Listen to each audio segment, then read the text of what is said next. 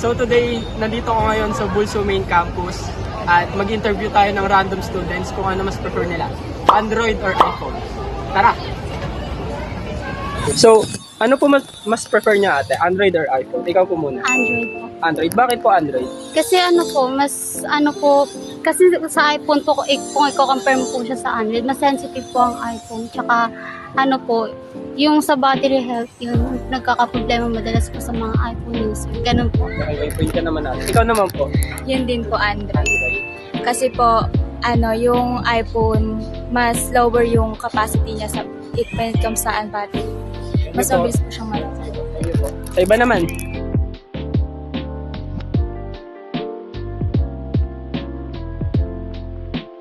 So yun guys, si Kuya naman yung ask natin. Kuya, ano po mas prefer nyo, Android or iPhone?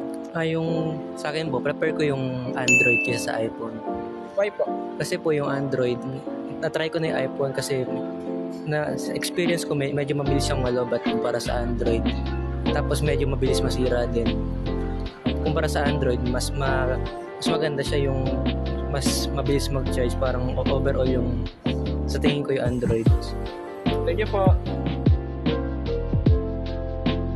So si Kuya naman yung tatanungin natin. Kuya, ano mas prefer mo? Android or iPhone? For me, iPhone. Kasi yung iPhone hindi lang sa mismong model, pati yung mga security and yung camera din maganda, tapos yung specs ay outstanding din compared sa ibang mga Android. Pero ang downside naman is mahal, which is of course dahil sa popularity nito. Yun, thank you Kuya. So yun, sila ate naman yung tatanungan natin. Ate, ano po mas prefer nyo, Android or iPhone? Para sa akin po, mas preferred ko iPhone. Bakit po? Siguro mas sanay lang ako sa features niya dahil since bata pa ako or yung mga previous na phones ko is usually binibili talaga is iPhone. Kasi doon na sana yung family namin na yung mga binibili po naming mga smartphone is iPhone. Tapos siguro mas familiarize lang din ako dun sa features niya kasi feeling ko mas madali yung features ng iPhone kaysa sa Android. Parang para sa akin mas complicated yung mga features sa Android. Haba, ikaw naman ate. Mas prefer ko po yung Android. Kasi po better po yung battery niya, yung mga processor. Ayun, yung mga ganun. Like mas marami siyang pros kaysa cons kaysa sa iPhone. So yun guys, si Kuya naman ask natin. Kuya, ano po mas prefer nyo, Android or iPhone? iPhone. Bakit po? Kasi for me, parang lang siya. Parang super friendly niya. Hindi katulad kasi ng Android, parang marami mga components eh. Kumbaga parang, kaya iba't ibang brand, gano'n, Samsung. Hindi katulad sa iPhone, parang lahat nakakonect na. Kumbaga yung mga files mo, gano'n.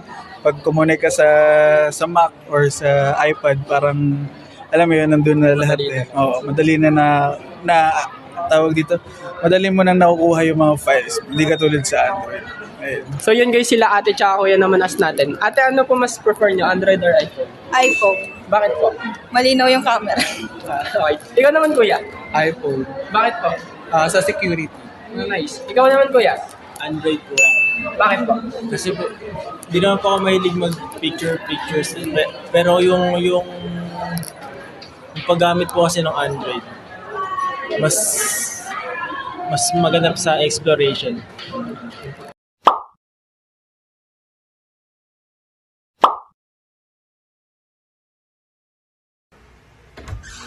Tol, kita mo na yung bagong iPhone? Ganda, no? Di, tol. Mas maganda sa Android. Paano mo nasabi, Tol? Mas madaming magandang features iPhone. Di, tol. Nakita mo yung battery health ng Android. Napakaganda. Kumpara mo sa iPhone na napakabilis na lobat. Mababa nga yung battery health, pero secured naman. Tol, nagpipicture ako sa cellphone mo kahapon. May lumabas na ads. Lamang nga sa security yan. Nakapag-multitask ba yan katulad nito? Second space, kung saan pwede mo ilipat yung ibang apps mo sa ibang interface. Multitask? Nakita mo na ba yung action button? Quick access. Pag pinindot ko to, recorded ka na, Tol. Tapos consistent pa yung updates namin. Yung inyo na i-stuck sa isang update, nagde-deadboot pa. Di, tol. Android pa rin. Hindi mo na mababago sa akin yun. Lo, wala nang features. iPhone pa din, Tol. Di tol, Android pa rin. iPhone, tol. Android. iPhone. Android. iPhone. Android. Ba't ba kayo nang gaaway? Para sa naman sila maganda. May different features lang talaga sila. Ang iPhone at saka Android ay parehong may advantages at disadvantages. So ngayon, pag-uusapan natin ang pagkakaiba ng iPhone at ang Android. Oo, mahalaga ito lalo na sa pagpili ng smartphone. Unahin natin ang iPhone. Ang iPhone ay kilala sa kanyang mataas na kalidad ng build at disenyo. Anong masasabi mo dito? Tama ka naman, ang iPhone ay may simpleng user interface at madalas ay madaling gamitin.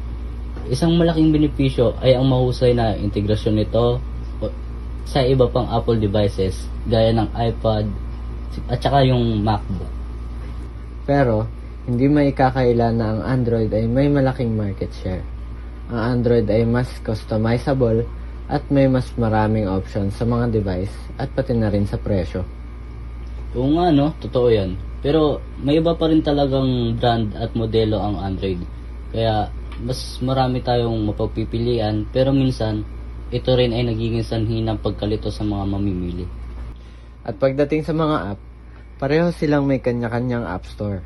Ang iPhone ay may App Store na kilalang mas mahigpit ang mga pamantayan, habang ang Android naman ay may Google Play Store na may mas malawak na seleksyon ng apps.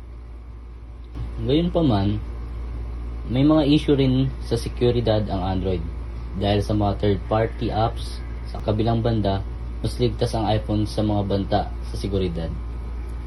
Tama. Sa huli, nakadepende ang pagpili sa pangangailangan ng gumagamit. Kung mahilig ka sa simplicity at ecosystem ng Apple, mas magandang piliin mo ang iPhone. Pero kung gusto mo yung flexible at maraming variety, Android na lang ang kunin mo. Oo nga naman, sa ganyang paraan, bawat isa ay may kanya-kanyang benepisyo. At syempre disadvantage, kaya piliin ko ano ang bagay sa'yo.